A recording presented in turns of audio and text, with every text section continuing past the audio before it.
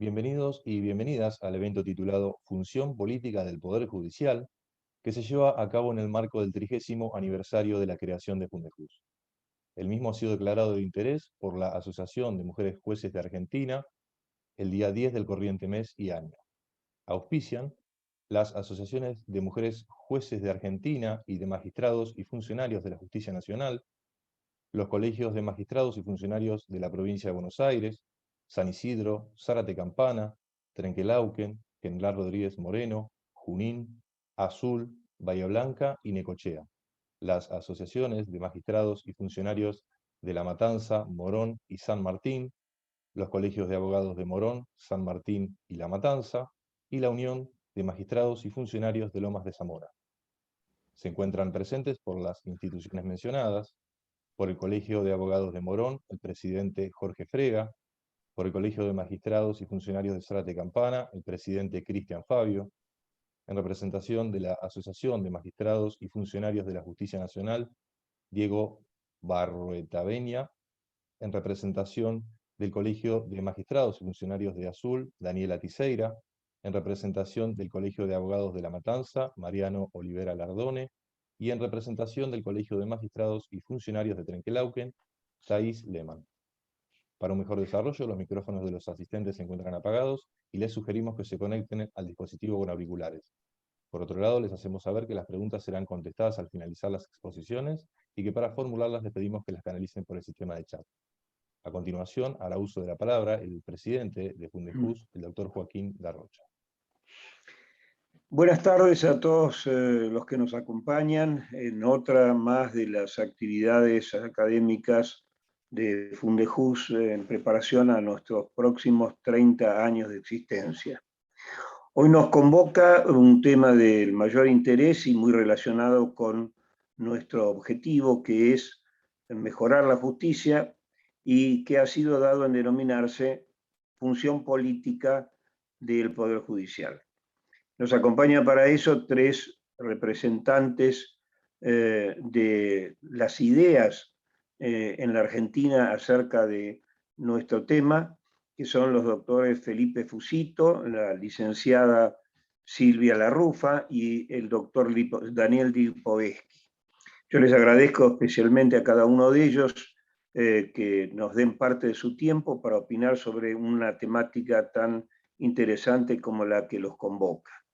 Recuerdo que no hace muchos años atrás, 3 o 4 años atrás, en la Facultad de Derecho, participé de una mesa redonda en la que se discutía sobre si la justicia o los jueces hacían política. Y bueno, yo expuse allí mi exposición, que no tiene nada que, a lo mejor nada que ver con lo que escuchen a partir de ahora, pero siempre creí que la justicia, el Poder Judicial, era netamente político, así como lo son los otros poderes, y lo son desde Aristóteles hasta ahora, porque el hombre, ya lo dijo ese distinguidísimo representante del pensamiento, son politicón, somos seres políticos, vivimos en sociedad, y la justicia cada vez que resuelve algo lo hace en función precisamente de lo que ocurre en esa sociedad y cómo quiere que permanezca o que se modifique. Por supuesto que el tema de hoy es mucho más rico porque ya no se trata de saber si se hace política, sino cuál es la función política del Poder Judicial. Y sobre esto también hay distintas opiniones, desde aquellos que dicen que tienen que representar a aquellos que no tienen voz, a los más vulnerables, o a las minorías, o ser representativos del pensamiento actual de una sociedad. Para todo esto yo no quiero seguir dando mi opinión, sino que me interesa mucho, y supongo que ustedes también, escuchar las opiniones de nuestros invitados. Y es por esta razón que le pido ahora a Emiliano que comience lo verdaderamente interesante de esta reunión, que es escuchar sucesivamente a cada uno de los tres disertantes del día. Muchas gracias, doctor. Bien, vamos a presentar al primer disertante de la actividad, El doctor Felipe Fusito es profesor titular de Sociología Jurídica en la Universidad de Buenos Aires y en la Universidad Nacional de La Plata, y es también miembro del Consejo Asesor de Fundejus. Doctor Fusito, queda en uso de la palabra. Muchas gracias. Bueno, muchas gracias. Agradezco la invitación de Fundejus. Me alegro de ver a los amigos, como siempre. Y bueno, entiendo lo que dice el amigo Chango. Es decir, todos somos políticos, todos hacemos política en cualquier actividad, porque la política es imposible de suprimir en cualquier cosa que uno haga. Ahora, en el tema concreto de hoy, me voy a referir a un aspecto. Es decir, cuáles son los condicionantes por los cuales se hace política o qué política pueden hacer los jueces de acuerdo al sistema. Es decir, voy a subir un nivel respecto de la discusión cotidiana que tenemos de si crean derecho o no crean derecho, si cumplen la ley o interpretan, si tienen un espacio mucho mayor del concedido por la Constitución, si no lo tienen, etcétera, si son la boca de la ley, como decía Montesquieu. Todo esto lo voy a dar por supuesto porque es digamos, está dentro de lo que podemos decir siempre en la Facultad de Derecho, pero voy a ir un nivel superior. ¿Desde dónde hablamos nosotros cuando hablamos del poder de los jueces? Estamos hablando desde un sistema político general, o un sistema político jurídico. Estamos hablando en general desde la razón jurídica que informa un sistema jurídico. Es decir, estamos en un nivel superior sistémico del que usualmente estamos hablando. La razón jurídica de un sistema jurídico es aquel principio que se considera fundador o fundante de este sistema jurídico, y es un principio político.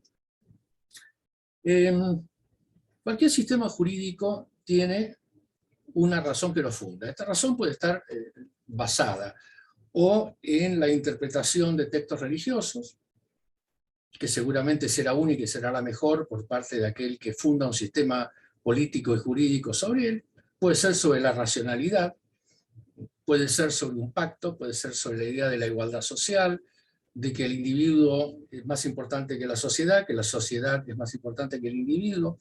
Todas estas son, en definitiva, alternativas fundantes de un sistema político y jurídico que, desde mi punto de vista, son elecciones de un momento de la historia. Otros dirán no, que es la voz de Dios que ha hablado y ha iluminado, y efectivamente si alguien funda un sistema político en una teocracia va a decir que por su boca está hablando Dios. En este caso yo mucho más humildemente diría que está hablando él, y está hablando el grupo de poder que lo sustenta y un conjunto de creyentes del sistema, en general carismático, que aceptan esta voz fundante. Ahora, es una elección, y es una elección que se puede tipificar, por lo menos en tipos puros, como hacía Max Weber, aunque Max Weber de esto concretamente no se ocupó.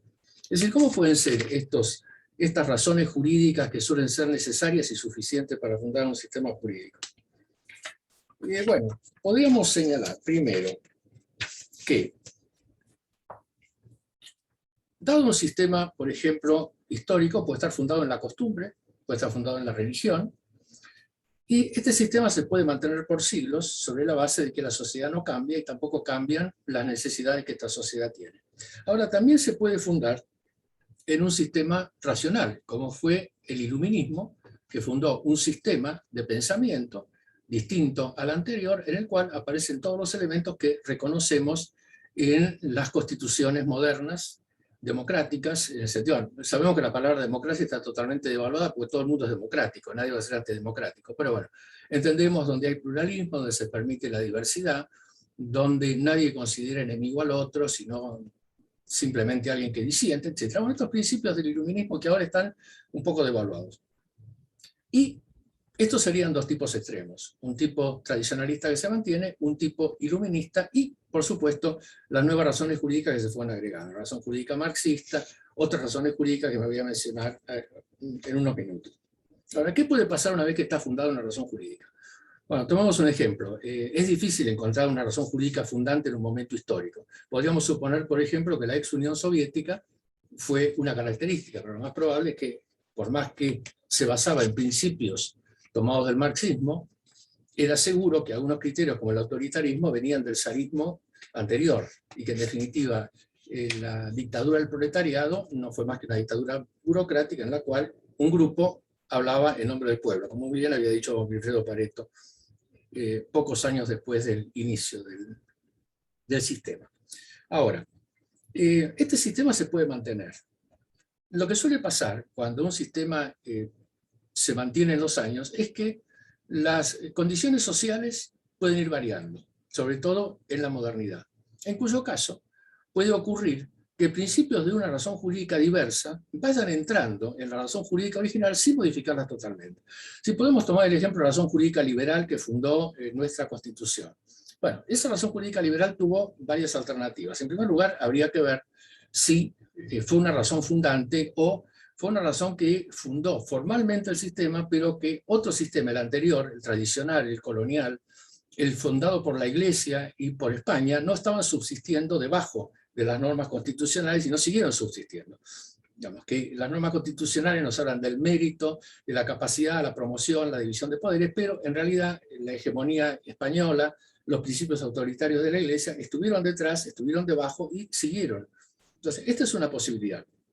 Ahora, más allá de esta posibilidad de que haya una razón formal y una razón secundaria, también existe la posibilidad de que ciertas normas que no forman parte de la razón fundante se vayan introduciendo dentro del sistema sin alterarlo totalmente, es decir, sin necesidad de considerar que lo están rompiendo definitivamente. En la Argentina me parece que el mejor ejemplo del mantenimiento de la razón jurídica liberal, pero con la incorporación de principios distintos a ella, fue el derecho laboral. Recuerden que el derecho laboral, el Código de Vélez, eran 3 artículos. El derecho laboral empieza a entrar a principios del siglo XX, pero evidentemente, sin ninguna duda, la Secretaría de Trabajo y Previsión, fundada por Perón, o transformada en Departamento de Trabajo por Perón, le da un impulso importante al derecho laboral, lo desarrolla, y esto hace que en ese momento algunos lo vieran como la ruptura de la razón jurídica liberal y actuaran verdaderamente como atentando al enemigo.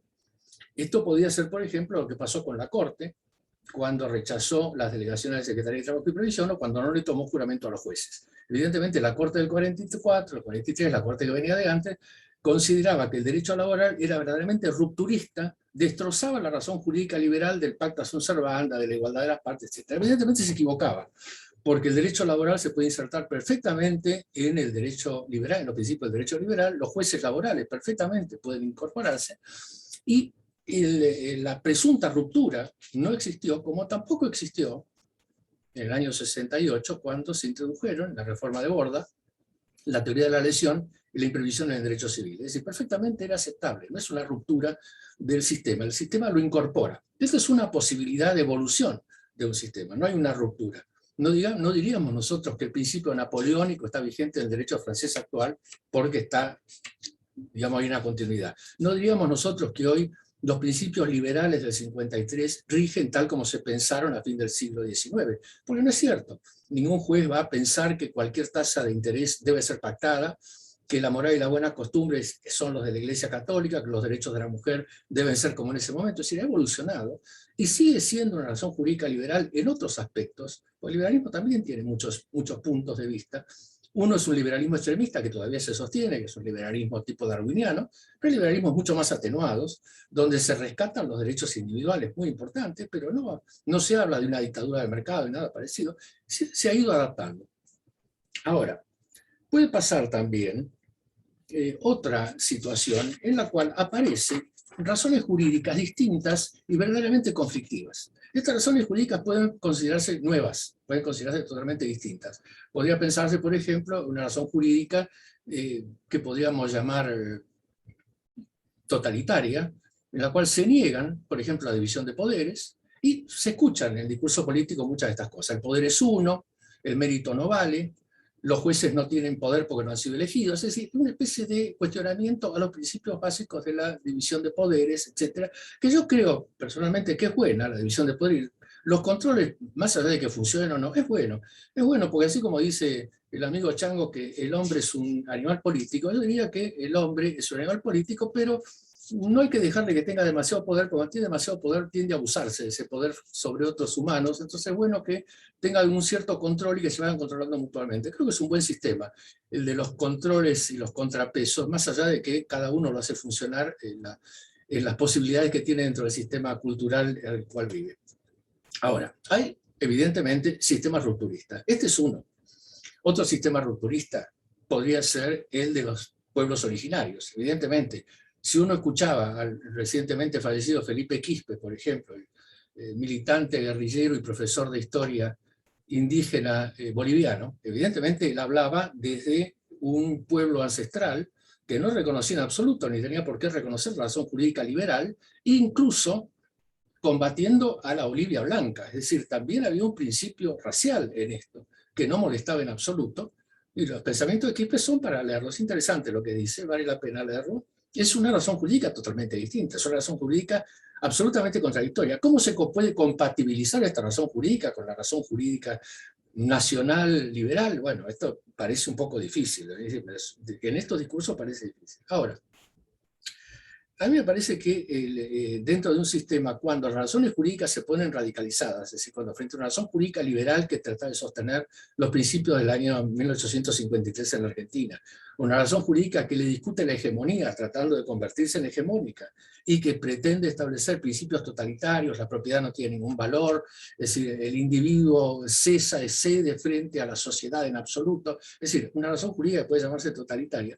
Aquí aparecen dos grupos casi etnocéntricos que tratan de enemigos al otro y que es muy difícil compatibilizarlos y conciliarlos. En realidad, en el imaginario jurídico del mundo de los jueces y los abogados, estas razones jurídicas dan vuelta, aunque no están explicitadas. Por ejemplo, un juez que tenga una concepción abolicionista de la propiedad o abolicionista del derecho penal y que falle en consecuencia, bueno, está manejándose a través de datos de una razón jurídica distinta a la liberal, pero con un apoyo que puede tener en el ámbito académico, pero no un apoyo que pueda tener en el ámbito constitucional. ¿Será controlado por una jerarquía judicial en los fallos o no? De acuerdo a una situación fáctica, es decir, está actuando desde un imaginario jurídico de otro sistema y está combatiendo, quién sabe, el sistema en su totalidad. Algún juez me dijo en las investigaciones, en la época de las investigaciones, que para él el derecho penal no debía existir y él lo había abolido en su tribunal. Es decir, él directamente consideraba que nadie debía ser procesado, nadie debía ser juzgado, nadie debía ir a la cárcel, nadie cometía ningún delito.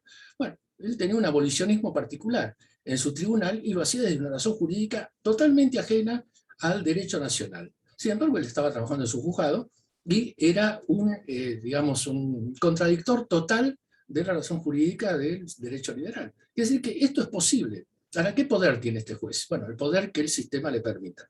Cuando hay una situación como la nuestra, donde nunca una razón jurídica quedó establecida, la razón jurídica liberal siempre estuvo abajo la otra, y luego aparecieron los nuevos elementos, es muy probable que pueda haber estos deslices. Ahora, lo que no se puede saber es a dónde va a desembocar. Uno siempre puede pensar que puede llegar a una conciliación, como fue la incorporación de normas que van atenuando los principios, pero que mantienen el control. A mí no me gusta que se escuche una sola voz. En general, las razones jurídicas tienden a ser hegemónicas, y la hegemonía es complicada. La hegemonía habla solo uno, no escucha más a nadie, es muy complicado. Entonces es preferible que haya una apertura y que nadie trate de enemigo a otro porque piensa distinto. Pero bueno, esto es simplemente una idea que uno tiene pensando en los dramas que ha ocasionado el extremismo en todos los puntos, pero bueno, nada más que esto. Ahora, en la Argentina nosotros nunca hemos tenido una unificación de las razones jurídicas y las razones políticas. Los jueces han actuado en la medida que los sistemas políticos les permitieron, los cambiantes sistemas políticos. Pero si ustedes piensan, por ejemplo, en el siglo XIX, la razón jurídica liberal. La razón jurídica liberal tuvo su contradicción ya en el siglo XIX. Alvear y Sarmiento no hablaban solos. Es cierto que no había muchas voces, pero cerca del fin del siglo, principio del siglo XX, aparecen en América muchísimas voces contrarias. Rodó es el primero. Con el Ariel de Rodó en 1901 hay una razón jurídica nacional en contra de la razón jurídica liberal. Durante el siglo XX, solo en Argentina, tenemos una lista larguísima de autores. Scalabrini, Ortiz, Jauretche, etc. Pero sí, pensamos en los escritores de la generación del 80, aún los liberales, eran críticos del sistema. Tomen a cualquiera. Ocantos, José María Miró, es decir, Julián Martel, Lucio Vicente López, Gran Montañ, Ramos Mejía, Cambaceres, todos ellos son sumamente críticos y la mayor parte de ellos son totalmente contrarios y atacan duramente a la especulación financiera, el llamado ciclo de la bolsa. Es decir, que serían los más opuestos al pensamiento de un Juárez Selman. Es decir, que ya los liberales eran contrarios a muchas de las consecuencias del pensamiento liberal. Es decir, que no hubo unificación. En el siglo XX, digamos, la batalla contra el pensamiento liberal, que afecta prácticamente a todos los estamentos sociales e intelectuales, viene de todos los lados. En primer lugar, viene de la literatura americana y universal. En la década de 60 fue extraordinaria en este punto. Frantz Fanon escribe, y escribe evidentemente desde un punto de vista que no se puede discutir. Le dice a los argelinos que no tomen nada de Europa, que rechacen todo lo europeo. Claro, lo puede decir desde donde él lo dice. No sé si sería tan fácil decirnos a nosotros, que tenemos varias generaciones inmigrantes que han conformado una parte muy importante del pensamiento nacional, que sería muy difícil decirnos a nosotros, rechacen lo español, rechacen lo italiano, rechacen lo alemán, porque acá nosotros somos originarios. No, no es la misma situación en la cual Fanon le puede hablar a los otros. Pero dejemos a Fanon. Galeano, La vena saber de América Latina, hasta, qué sé yo, no sé, para citar a algún autor, acá me había anotado algunos, con la idea de citarlos en la filosofía política, Cardoso y Faleto, con la idea de dependencia y desarrollo en América Latina, la idea de centro y dependencia, etcétera, que también es otro ataque a la razón jurídica traída de los países centrales. Marcuse con El hombre unidimensional, crítica a la sociedad de consumo de Estados Unidos mismo. Gutiérrez con hacia la teología de la liberación, que coloca el discurso de la Iglesia siempre antiluminista, siempre anticapitalista, que se entronca con la doctrina social de la Iglesia, pero claramente no tiene nada que ver con la información que surge a partir de la Reforma Protestante, que distingue el protestantismo secesionista del cristianismo original y el catolicismo apostólico romano residual. Es decir, ahí ustedes no van a tener nada como las manifestaciones que surgen, por ejemplo, del discurso papal. Esto no existe. Bueno, esto también es un adicional de ruptura del discurso liberal, contra la ganancia, contra el capital, a favor de los pobres. Bueno, esto rompe nuevamente, y además ha estado presente en toda la historia, porque es muy anterior al iluminismo. Es decir, evidentemente la Iglesia lo obtuvo a través del Index, a través de la censura, a través del Tribunal del Santo Oficio, del Imprimatur, etcétera, mantuvo verdaderamente la hegemonía del discurso. Entonces, para cerrar este tema y no seguir siendo más largo, los jueces tienen el poder dentro de un sistema que les permite el modelo en el que están. En un modelo totalitario, cerrado, de una hegemonía donde hay un solo poder, el juez es un servidor, como lo fue en la Edad Media, y no tiene mucho margen para decir nada más de lo que le ordenan decir, o, si es un militante, de lo que él siente que tiene que decir. Pero será elegido por la adhesión, no será elegido por su conocimiento, sino que será elegido para que diga lo que se espera que él diga. Cualquier sistema moderno que ha tenido las características totalitarias muestra esta idea. Yo siempre elijo, para no pelearme con nadie, el sistema soviético, nadie me lo va a discutir, el fiscal Wyszynski, con su idea de cómo debía ser, cómo se debía manejar un juicio, un jurista importante, decano de facultad, que terminó siendo embajador de la Unión Soviética en las Naciones Unidas, y su discípulo preferido, según decía Hitler, que fue el juez Freisler del Tribunal Popular de Berlín, que basureaba a los imputados y que estaban condenados antes de entrar porque él decía que sus sentencias eran mejores o iguales que las del Führer. Bueno, esto es lo que cabe esperar de un sistema totalitario absolutamente cerrado. Un juez que sea o adicto total o servil. En un sistema, digamos, distinto, podríamos pensar que el juez pueda ser independiente hasta cierto punto, respetando principios constitucionales y cuya revisión va a estar en los tribunales superiores, o el juicio político limitado a pocas circunstancias. En un sistema criollo, donde el tipo puro no existe y donde está todo mezclado, y bueno, vamos a encontrar jueces con poder acerca del poder político, con poder propio, jueces más o menos aislados, y jueces a los cuales probablemente digan lo que tengan que decir de acuerdo al poder de turno. Esto, lamentablemente, es parte de la historia argentina. El juez de paz de campaña del siglo XIX es el antecesor de estos jueces tan cerca del poder, y hasta ahora nunca hubo un momento que no los hemos encontrado claramente posicionados. Es decir, cuando alguno denota de la corrupción de este gobierno, del anterior, que piense un poco más atrás, va a encontrar corrupción en prácticamente todo. Entonces, esta idea de que el país ha tenido un sistema muy mezclado, porque las razones jurídicas nunca estuvieron claras, y hay un acomodamiento muy claro que surge del Martín Fierro, que tampoco nunca dejamos de lado, también lo tenemos que tener en cuenta. Hay una historia cultural argentina que respalda esta mezcla Y esta situación en la cual del independiente, si lo fuera, se sospecha.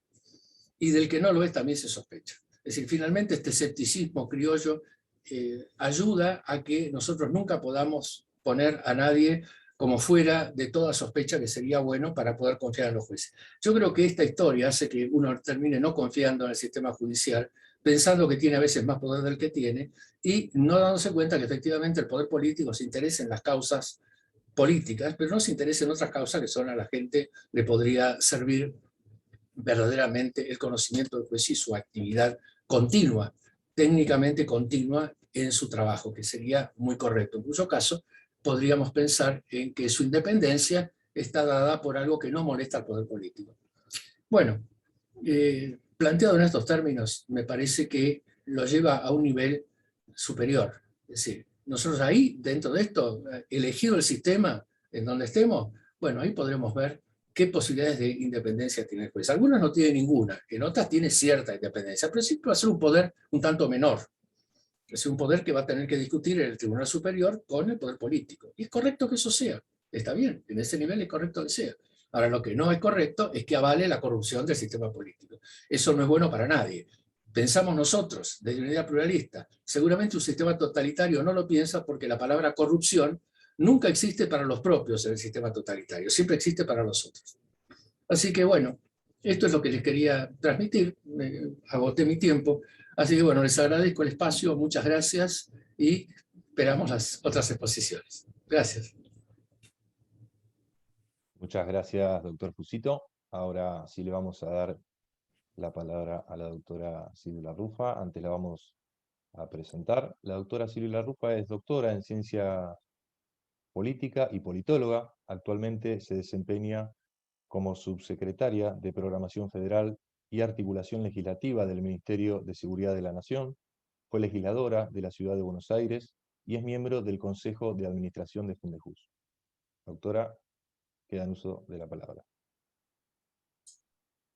Muchas gracias, buenas tardes a todas y a todos. En primer lugar, agradecer a Fundejus y en la persona de su presidente, el doctor Darrocha, saludar a los amigos y amigas que conforman esta organización, agradecerle al doctor Juan Manuel Gornati por haberme invitado a ser parte de este panel, junto al doctor Fusito y al doctor Lipovetsky, también a Emiliano por la coordinación para que podamos encontrarnos, aunque sea virtualmente. Creo que en la celebración del aniversario en el 2019 fue la última vez que nos encontramos físicamente, así que se extraña esos encuentros y esos debates que tienen siempre que ver con mejorar la calidad de la prestación de justicia en cada uno de sus ámbitos, y esta invitación a discutir el rol político me encuentra en una posición más cómoda que a veces en otras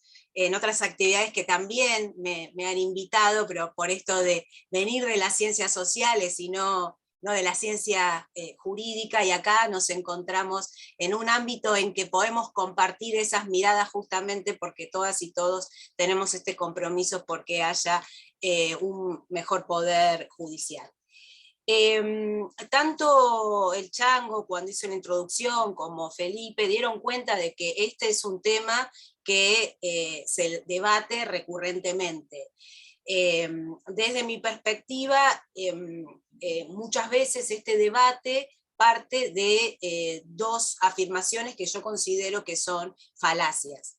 Por un lado, la homologación de la idea de política con partido político. Y entonces, si la justicia hiciera política o tuviera un rol político, perdería la posibilidad de garantizar la imparcialidad, que es un elemento definitorio de su propia esencia. Cualquier debate filosófico, desde Platón hasta la actualidad, daría cuenta que obviamente el ser imparcial es propio de la definición de justicia. Entonces, quizás allí lo primero que tenemos que abordar es esto, es no tanto como nosotras y nosotros definimos a la justicia, sino que entendemos por política.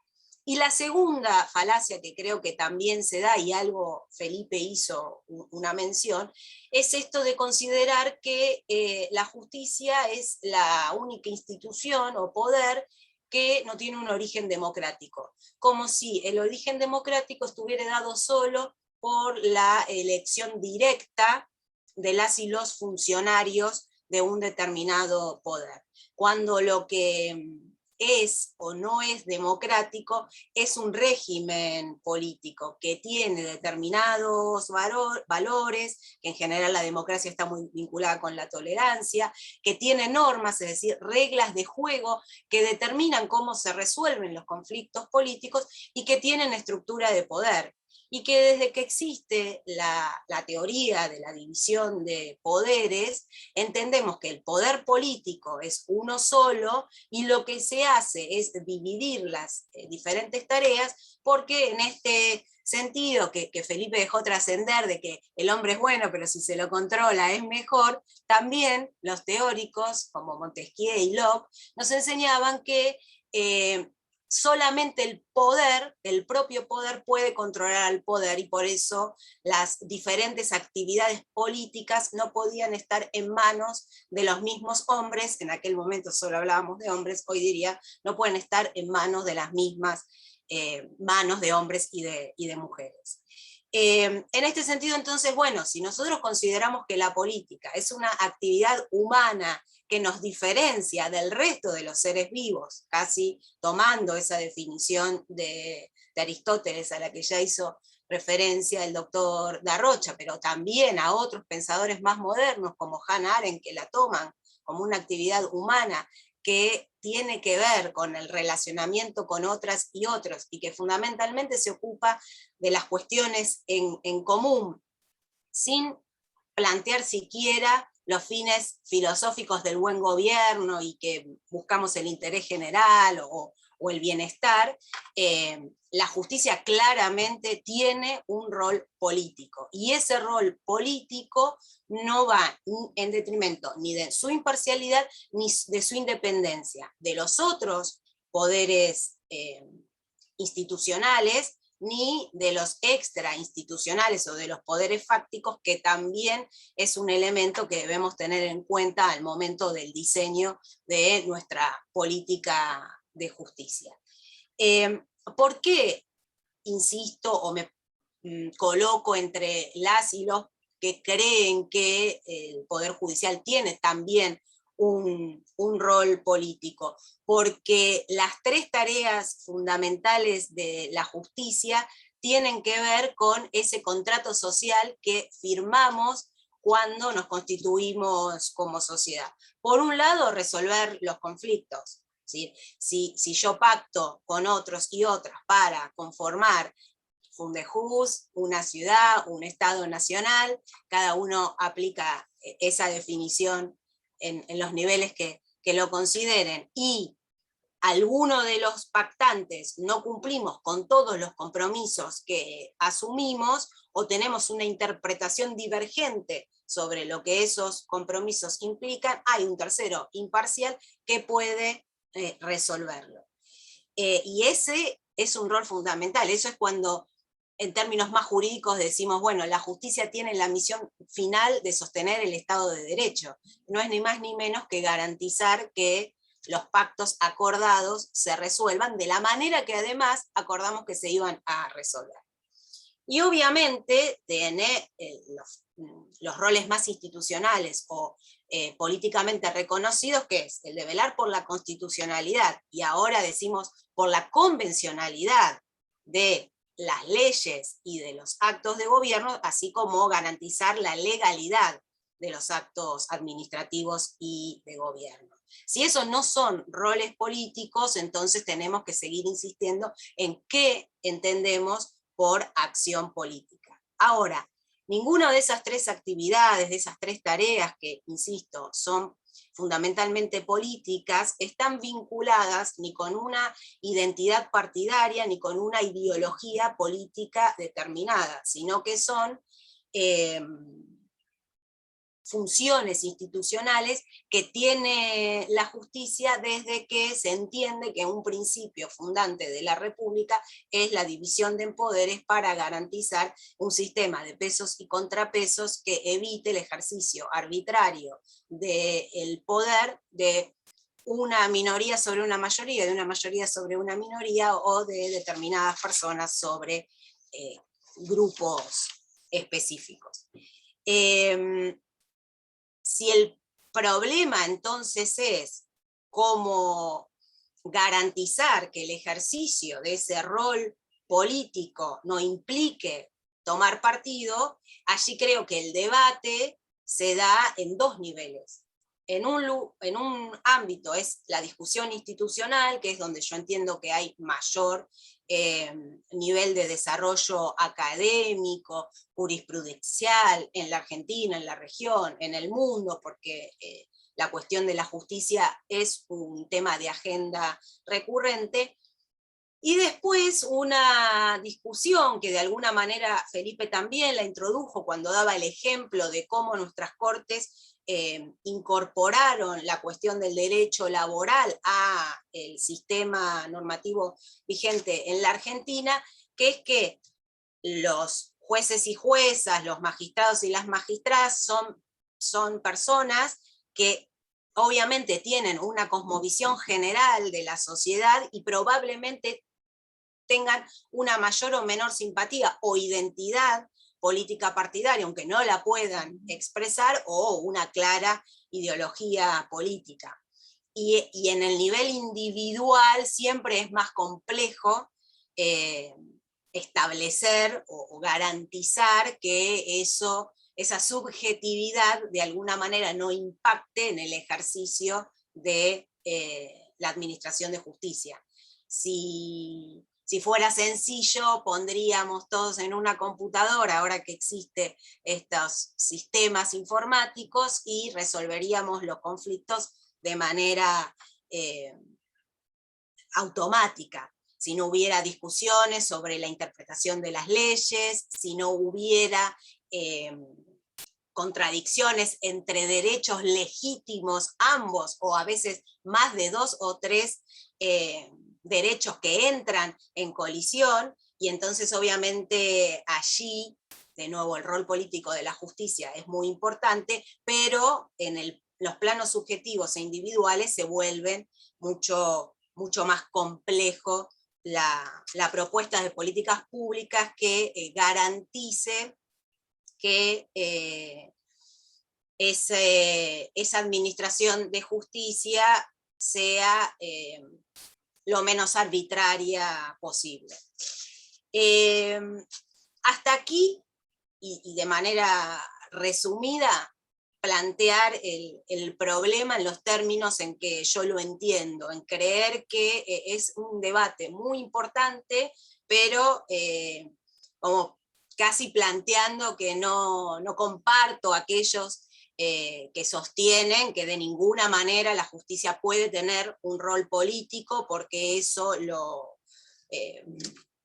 la debilita en sus caracteres esenciales, y mucho menos en que porque los jueces y magistrados no son electos por el voto popular, entonces no son una institución democrática. Son parte del régimen democrático de gobierno y tienen un rol político central, esas tres funciones.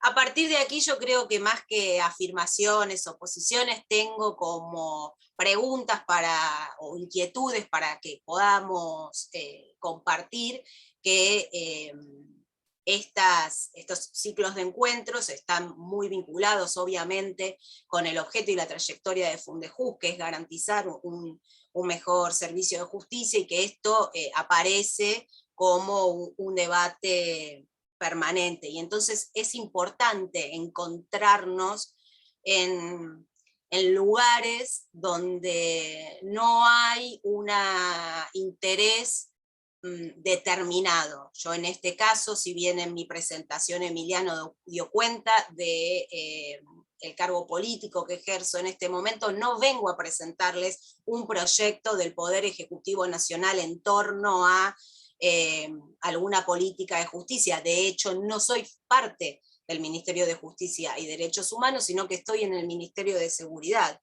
Y tampoco soy candidata en este proceso electoral que les vengo a contar un proyecto que tengo, sino a charlar con hombres y mujeres interesados en esto sobre cómo, respetando ese rol que tiene y reconociéndolo como un poder político democrático, podemos pensar ideas, reformas que tiendan, por un lado, a acercar más al poder judicial a la ciudadanía. Hay una distancia enorme que se pueden ver en los diferentes estudios de investigación que se hacen a través de encuestas.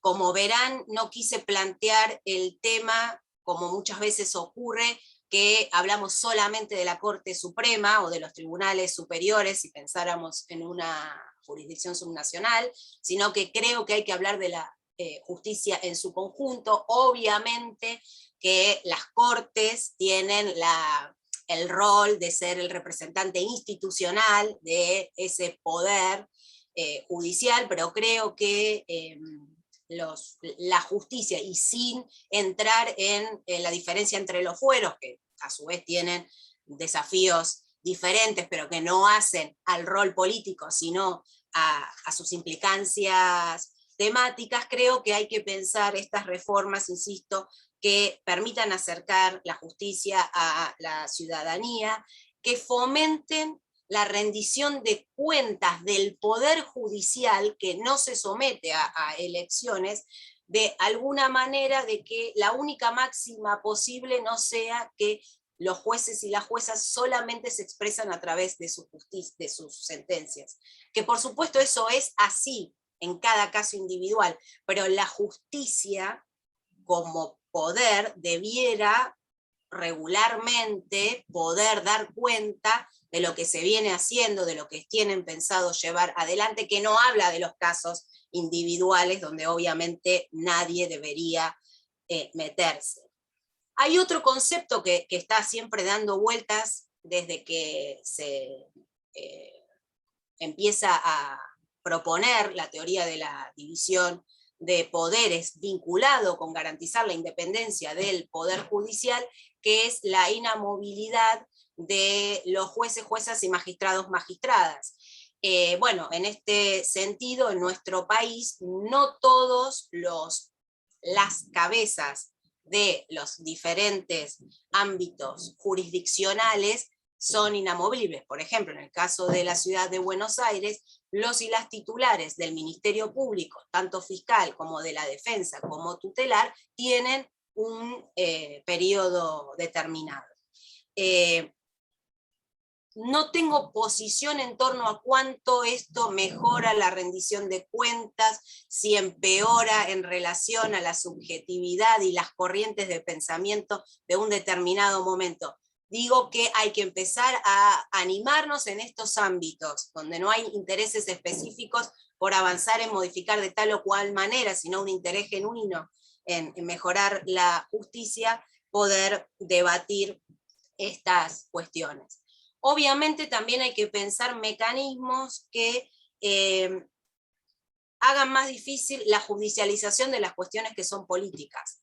Sobre esto hay un montón escrito y creo que aquí entre el público veo personas muy destacadas sobre estas cuestiones, donde se le pide a la justicia que haga algo que no puede hacer, porque obviamente que una controversia entre un poder y el otro por una ley o por un veto, deben resolverlo esos problemas. Mientras el control de convencionalidad y de constitucionalidad esté aprobado, y de legalidad también, no debería llevarse tantas cuestiones al ámbito judicial. En este sentido, cuando releía alguna de las intervenciones o de las ponencias que en general desde Fundejus se promueven, recordaba una afirmación que recién también el Chango la trajo a colación, que dijo en los 25 años, que gobernar es una de las funciones de la justicia en una república. Y si es así, tenemos que entender que los principios fundamentales que tiene una buena gestión de gobierno es el de accesibilidad, de nuevo, no solamente garantizar el acceso a justicia, sino la cercanía con la comunidad, el de independencia, y de nuevo, con los otros poderes, esa relación de independencia no implica la no coordinación. Por el contrario, cuanto mayor capacidad tenga uno de los tres poderes de poder avanzar con sus propias funciones, mejor parado va a estar frente a los otros dos. El de justedad, que es propio obviamente del Poder Judicial, la eficiencia, y allí de vuelta, cómo podemos garantizar una rendición de cuentas donde empiezan a encontrarse principios jurídicos que entran en tensión, los plazos, la capacidad de poder presentar recursos, cuándo es obligatorio que haya un acompañamiento letrado, qué cosa se cobra, quién lo tiene que pagar. Son todas cuestiones que hacen no solamente al acceso, sino también a la eficiencia de ese sistema, que es un sistema judicial, insisto, en un régimen democrático. Y el último principio que entiendo que anima toda gestión de gobierno es el de la transparencia. Y allí de nuevo, jueces, magistrados no pueden tener una relación con el cumplimiento de la ley en torno a la presentación de sus declaraciones y del acceso que tiene la población a conocer la trayectoria de un funcionario que no deja de ser político, por más que integre el Poder Judicial, me parece que es relevante. Sí, y con esto cierro, lo que me cuesta pensar más es cómo las ideas individuales que cada una de nosotros y cada uno de nosotros tiene, en este caso de aquellos que integran el Poder Judicial, debieran impactar lo menos posible en esa interpretación de la ley que siempre se hace, que no es que leemos y todos leemos la misma palabra, y eso está mediado por nuestra formación familiar, está mediado por la educación, obviamente está mediado por la formación universitaria, y muchas veces está muy mediado por principios ideológicos que alejan esa administración de la justicia del principio de imparcialidad que se busca. Pero como dije, son más interrogantes, o al menos títulos que me imagino habría que discutir, que afirmaciones concretas, excepto el de la definición del problema como tal. Así que muchísimas gracias. Muchas gracias, doctora Larufa. Ahora sí le vamos a dar la palabra al doctor Daniel Lipovetsky, quien es abogado por la Universidad Nacional de La Plata, magíster en Integración Latinoamericana por la Universidad de Ciencias Empresariales y Sociales, es especialista en Relaciones Internacionales por Flaxo, es profesor universitario, fue diputado nacional por la provincia de Buenos Aires y actualmente es diputado provincial en la Honorable Cámara de Diputados de la provincia de Buenos Aires. Ahora sí, doctor, queda en uso de la palabra. Bueno, buenas tardes. La verdad que muchísimas gracias. En primer lugar, agradecerle a Joaquín Darrocha por la invitación. La verdad que es un enorme honor participar de este panel tan interesante y tan enriquecedor, y por supuesto a Juan Manuel Gornati, que fue quien me invitó especialmente. La verdad que muy agradecido. Es realmente un orgullo estar acá y un placer debatiendo un tema tan importante.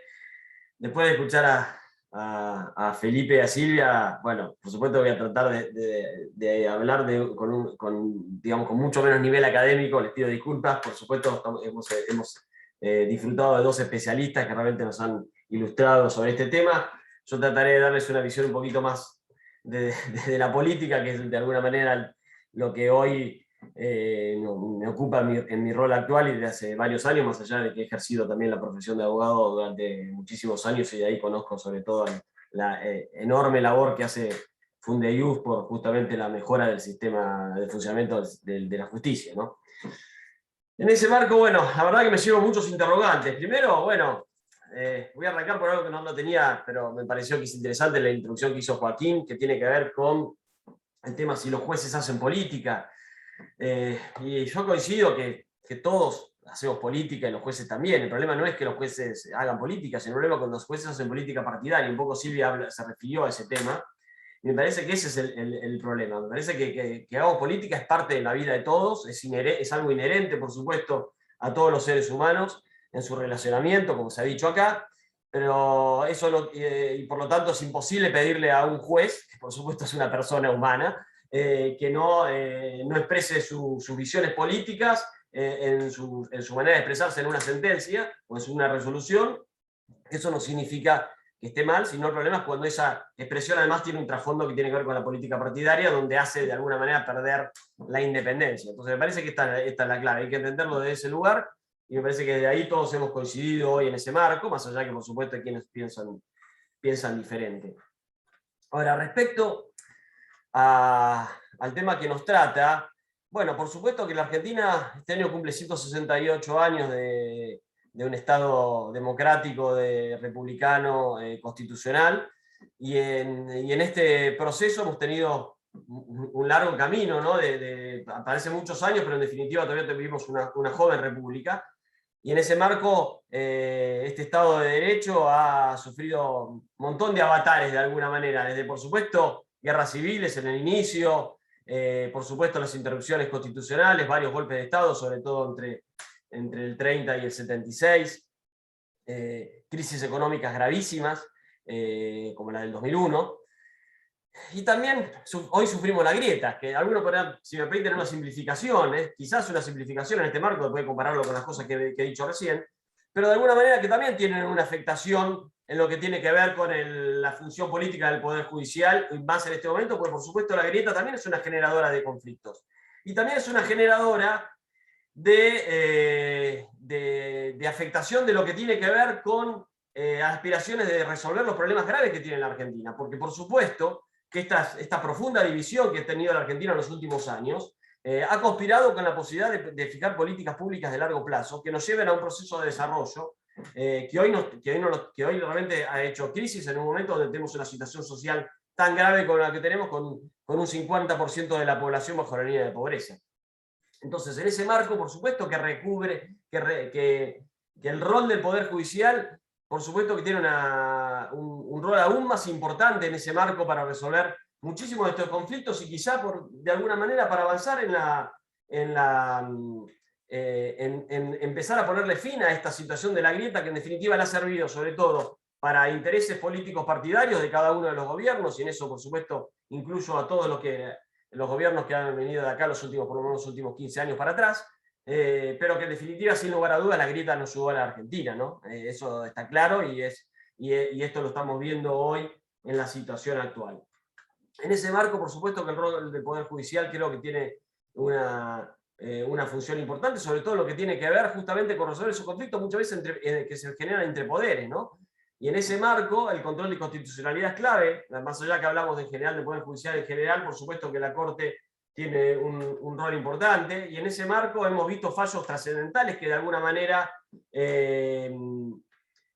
pusieron, digamos, marcos sobre decisiones de los gobiernos que tuvieron algún trasfondo vinculado con un sistema de diferenciación vinculado con la grieta, más allá de otras razones que podemos analizar, ¿no? Y ahí podemos marcar dos que me parece que son claves, dos fallos de la Corte que de alguna manera han sido claves. Uno, cuando fue el tema, y voy a incluir de dos gobiernos distintos para que quedemos claros si estamos hablando de la grieta. El primero fue justamente el fallo respecto a las tarifas, al aumento de las tarifas en los servicios públicos, donde la Corte justamente resolvió la necesidad y, digamos, limitar ese aumento si no se hacían las audiencias públicas durante el gobierno del expresidente Macri. Y el reciente fallo de hace muy poco tiempo, también vinculado con el tema de la educación, de la presencialidad de las clases o la educación planteado por la ciudad de Buenos Aires durante esta última etapa.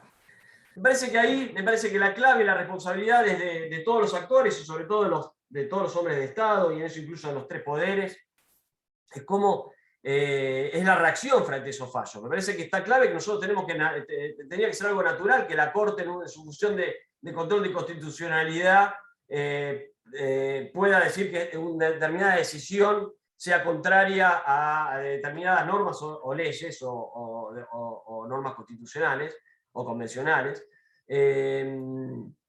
Y el problema es cuando la reacción no es la que corresponde. Por ejemplo, cuando uno se preocupa, cuando uno ve que cuando hay esa reacción de un fallo determinado de la Corte, aparecen pintadas en las calles de una ciudad o en las autopistas diciendo, bueno, acusando de un partido judicial. Bueno, ahí estamos en un problema. Y esto me parece que son temas que no podemos dejar pasar y que tenemos que pensar en que hay que ir en el camino contrario, ¿no? El camino contrario de entender que la Corte tiene ese rol y que por lo tanto cuando un fallo plantea una situación hay que respetarlo en ese marco. Y me parece que ahí todavía nos falta mucho para avanzar y creo que es un tema que hoy es bueno nombrarlo en este marco para tenerlo como un fin a lograr.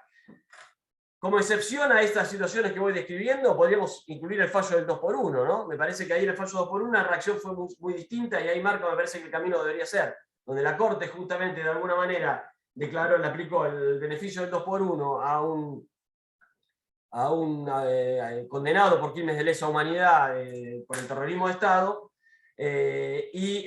ahí en ese caso la reacción de todo el sistema político, o de la gran mayoría del sistema político partidario, en el Congreso fue justamente unirse y aprobar un proyecto donde había varios proyectos, incluido uno de mi autoría, pero hubo un montón de proyectos en ese momento, de diferentes bloques partidarios, donde de alguna manera resolvieron eso con una ley que establecía claramente la exclusión de ese beneficio para los condenados por crímenes de lesa humanidad, donde me parece que ahí ese es el camino correcto, ¿no? De marcar ciertas políticas que deben trascender y salir de la grieta esta que tanto nos ha llevado tantos problemas hoy.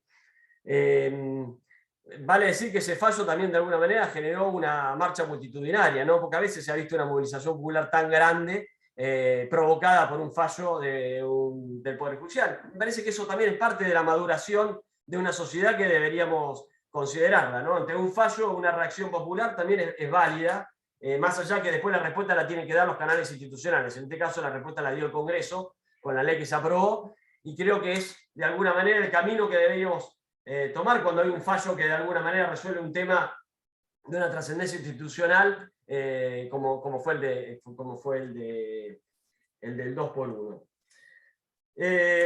Bueno, ahí un poco Felipe se refería al rol de los jueces, ¿no? ¿Cuál es el rol que debemos tener? Bueno, por supuesto que él diferenciaba, ¿no? El rol del juez servidor, que por supuesto no es el juez que uno quiere para nuestro país, ¿no? Justamente todo lo contrario, ¿no? Uno tiene que valorar al juez que tiene de alguna manera la fortaleza para poder resolver, incluso resolviendo en contra del poder de turno, y eso me parece que es muy valorable, aunque te guste más o menos el fallo, por supuesto que creo que le da una fortaleza a nuestro sistema, a nuestro Estado de Derecho que creo que deberíamos ser, que deberíamos promover.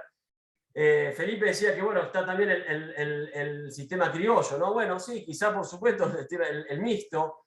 Bueno, la realidad que me parece que nosotros el camino que debemos hacer es que no deberíamos salir del sistema mixto para ir al sistema justamente de jueces que realmente fallen conforme por supuesto, a derecho y conforme, independientemente de las partes que estén involucradas o el alcance que tenga esa sentencia. Lamentablemente no es tan fácil cuando tenemos reacciones como las que acabo de describir en estos fallos que hablé, pero sin lugar a dudas, ese es el camino correcto si queremos de alguna manera fortalecer nuestro sistema democrático, nuestro sistema republicano. Me parece que deberíamos ir hacia ahí. Bueno, no voy a ser muy extenso más, pero me parece que vuelvo al tema de la grieta, que me parece que es un tema que hoy vivimos, y donde, si bien la salida de la grieta es una responsabilidad sobre todo de los gobernantes, sin lugar a dudas, y quienes la gente elija, y me parece que en ese marco, en general, la gente se ha expresado muchas veces valorando a los candidatos o a los gobiernos que han planteado salir de la grieta. Lamentablemente después hemos vuelto a incurrir, muchas veces pasó, lo hemos visto el año pasado cuando se inició la pandemia, la cuarentena, donde el planteo de trabajar todos juntos fue muy valorado en un principio por la sociedad. También en las elecciones, cuando hubo candidatos que plantearon justamente salir de eso, me parece que eso está demostrando que hay una sociedad que está pidiendo eso. Y me parece que, lamentablemente, luego las apetencias o las especulaciones partidarias nos van llevando nuevamente, y acá incluyo a todos, o por lo menos a los dos partidos políticos principales, o a las coaliciones políticas partidarias principales, se ven tentadas nuevamente a esa grieta. Y ahí creo que el rol del Poder Judicial puede ser muy, muy importante para justamente ayudar a ese camino que necesariamente tenemos que llevarlo. Necesariamente tenemos que salir de esta grieta que nos ha llevado tantas divisiones en la Argentina. Y ahí me parece que debates como este, donde pensemos justamente cuál es la manera de fortalecer el Poder Judicial, de garantizar su independencia y, en definitiva, que tengamos jueces que resuelvan como deben resolver independientemente del poder de turno o el alcance que tengan sus sentencias, es el camino que nos va a llevar a salir de esta división y, en definitiva, poder empezar a diseñar políticas públicas a largo plazo que nos sirvan a un camino de desarrollo que hoy, lamentablemente, en Argentina no tenemos. Bueno, muchas gracias. Muchas gracias, doctor, a los tres por sus exposiciones. Ahora vamos a dar inicio a las preguntas que nos han enviado vía chat. Por el momento tenemos una pregunta que está dirigida a los tres. Les voy a habilitar el audio. A quien quiera responderla, la pregunta dice: ¿qué opinión tienen respecto de la facultad de desestimar in limine de la Corte Suprema de Justicia de la Nación? Y si entienden que es necesario modificar dicha disposición para ampliar su conocimiento.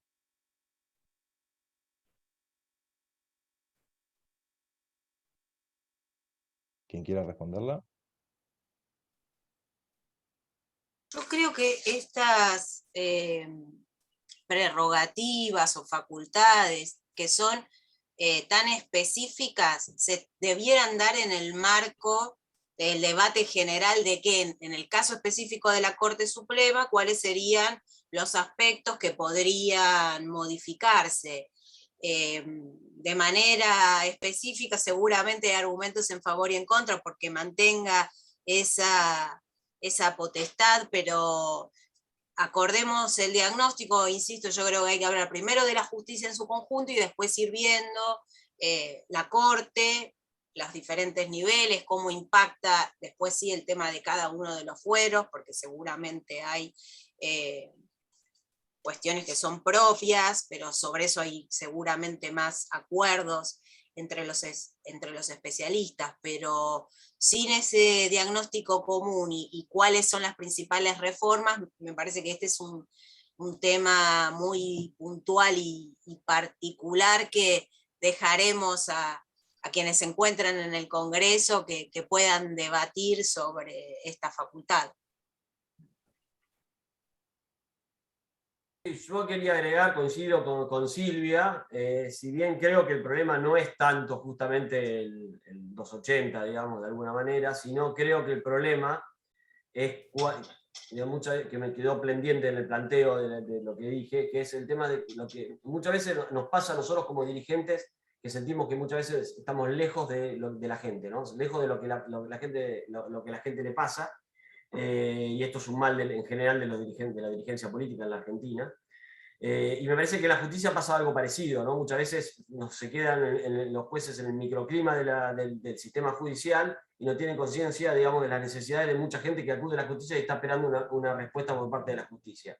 Por lo tanto, ahí esa facultad discrecional que hoy tiene la Corte podría ser válida, porque en definitiva se resolvió para poder descomprimir un poco la cantidad de causas que tenía la Corte de tratamiento, pero sería, si solo lográramos tener jueces que estén cerca, digamos, mucho más cerca de lo que necesita la gente y por lo tanto analizar en qué caso mucho más rápidamente, en qué caso tienen que intervenir y resolver un problema y cuándo es posible dilatarlo en el tiempo, porque en el marco de la cantidad de trabajo que hay, no sería problema. Hoy el problema que tenemos grave es el alejamiento que tenemos en general las personas de Estado, y ahí incluso de los tres poderes que tenemos alguna responsabilidad, de lo que la gente necesita. Y ahí creo que ahí sí tenemos una situación que hay que resolver y corregir, que tiene que más que todo con los compromisos personales de cada uno y cuánto desde el Estado en general, el Estado de los tres poderes se promueve trabajar en el acercamiento de sus dirigentes hacia la gente, que hoy lo vemos cada vez más lejano, ¿no?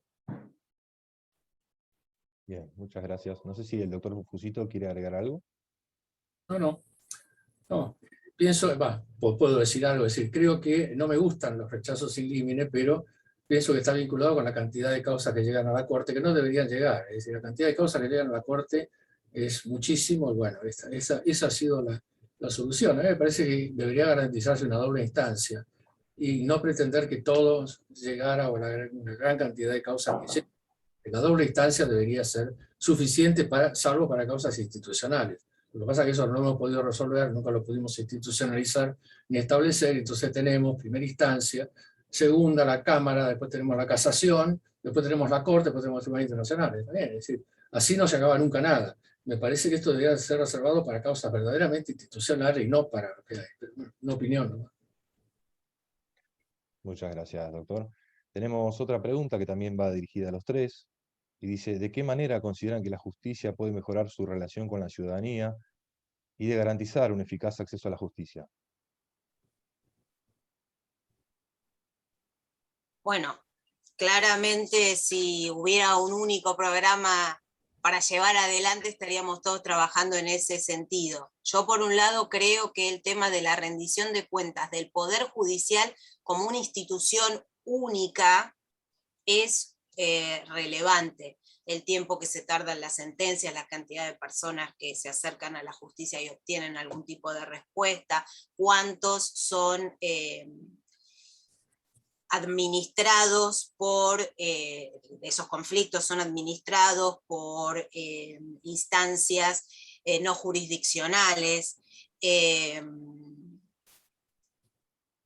la rotación o no que hay de los jueces y magistrados en cada uno de los estamentos, y después, insisto, en ir en fuero por fuero. Quizás en mi caso particular tengo como una mirada más vinculada con lo que pasa en el ámbito penal, que no es el único fuero que existe y que por lo tanto no debería tener al resto de las políticas, pero como ya hemos muchas veces conversado en el marco de actividades de Fundejus, obviamente la figura del juicio por jurados entiendo que es además una manera de acercar la administración de justicia penal a la ciudadanía.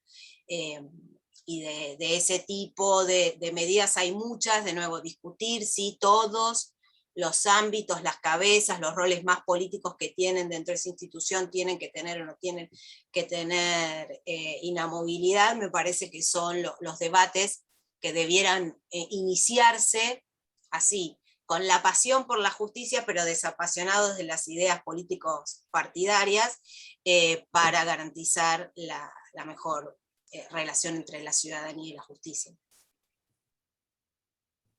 Bien, muchas gracias. Sí, doctor Lipovetsky.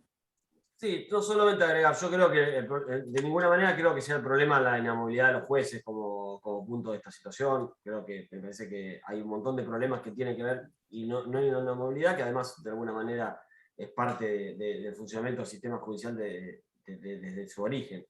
Y creo que garantiza la independencia del Poder Judicial ese marco. Lo que sí claramente me parece que, y voy a volver a la actualidad, creo que nosotros estamos viendo un cambio social muy importante vinculado también con la pandemia que estamos viviendo, y esto se nota en un montón de cosas, incluso en la incorporación de la tecnología mucho más fuertemente. Hoy estamos viendo esta charla, seguramente en otra época lo hubiéramos hecho presencial en una sala de reuniones.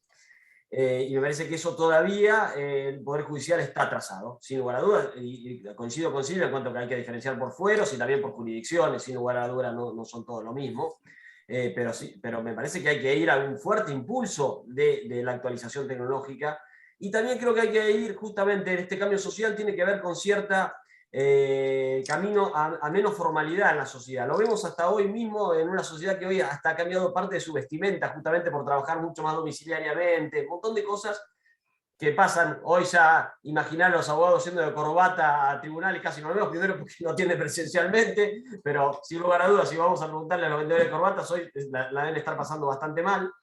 Y en ese marco me parece que también el Poder Judicial, y esto es un ejemplo medio burdo, pero tiene que ver con los cambios sociales, y me parece que el Poder Judicial todavía no se ha adaptado a eso. Hay que ir a un Poder Judicial mucho menos formal, donde la prioridad es que resuelva, no que se cumplan las formalidades. Me parece que eso va a ayudar mucho a lograr que esté más cerca de la gente.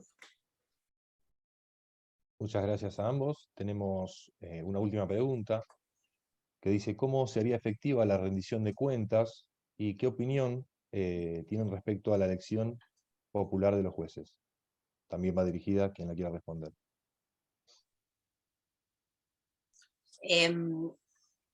La rendición de cuentas, desde mi perspectiva, debería venir quizás desde los altos tribunales, la Corte. Hay que ver el rol del Consejo de la Magistratura y en cada una de las jurisdicciones también pensando el modelo de gobierno del poder judicial, con informes periódicos que se puede presentar ante otro poder, pero lo más importante es que se presente ante la ciudadanía, que den cuenta de algunos indicadores que nos pongamos de acuerdo, que nos permiten evaluar el desempeño de una institución, no de un juez o un magistrado en particular, ni siquiera de un fuero. Porque también muchas veces esa distancia que existe entre la ciudadanía y la justicia es por desconocimiento del funcionamiento del sistema y no porque efectivamente el funcionamiento no sea apto, eficaz o de acuerdo a lo que la normativa pretende que sea. Y que esa evaluación no pueda tener algún tipo de efecto, pero no va a impactar sobre los hombres y las mujeres que ejercen las funciones. Ahí obviamente que sí comparto la idea de la inamovilidad, eso es institucional. En mi caso personal, yo no estoy de acuerdo con la elección popular de los jueces, conozco las experiencias, me parece que las diferentes formas de elección que tienen los tres poderes en nuestro país y en general en sistemas similares son los más lógicos. Siempre se quiere como hacer hincapié en que la forma de selección de los jueces es el gran problema. En los 90 con la reforma del Estado vivimos la introducción de los consejos de la magistratura o de las judicaturas en América Latina, es decir que introdujimos una institución propia de los sistemas parlamentaristas en sistemas presidencialistas, y algunos hubiéramos dicho eso va a fracasar porque son lógicas diferentes, y sin embargo ya 30 años después de esas reformas, la mayoría de los países lo sostienen y con más o menos aceptación están funcionando. Y sin embargo volvemos a hablar de que el problema es el origen. Entonces por eso insisto tanto en esto de, bueno, a ver si podemos encontrar un diagnóstico común, 3, 4 cosas, quizás para nosotros, para cada uno de manera individual hay 6, 7 cosas por cambiar, pero a ver si encontramos 2, 3 cosas donde todos decimos que es lo más importante, y allí cuáles son, de acuerdo a ese diagnóstico, las mejores propuestas. Porque, volviendo a la pregunta anterior, sí, comparto con Felipe que no parece lógico esa facultad de desestimar in limine, pero bueno, ¿ese es el problema o en realidad es que si cualquier cosa llega a la Corte, ese es el sistema que nosotros queremos? Entonces, desde allí, aunque en algunos temas tengo posición tomada, quería plantear la charla como un, bueno, vayámonos a pensar para después encontrarnos y trabajar esos acuerdos sobre las cuestiones que entendemos que son más relevantes para el cambio, para la mejora del sistema, y en caso personal no creo que la elección popular de jueces y magistrados sea la mejor idea.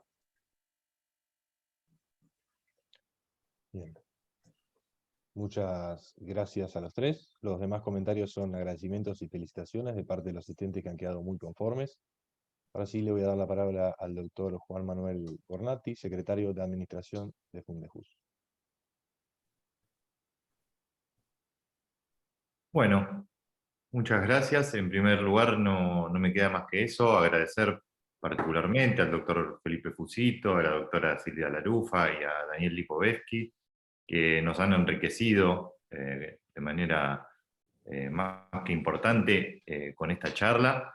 y creo que nos han dejado un montón de cuestiones, como decían previamente, para irnos a pensar, para seguir trabajando y ver de qué manera podemos lograr enriquecer el futuro del Poder Judicial para modernizarlo y para lograr, que es el fin principal, entiendo yo, y que es el que siempre ha promovido Fundejus, que es garantizar precisamente el acceso a la justicia de quien más lo necesita. Así que simplemente esto, muchísimas gracias a los tres, y espero que lo hayan disfrutado tanto como nosotros.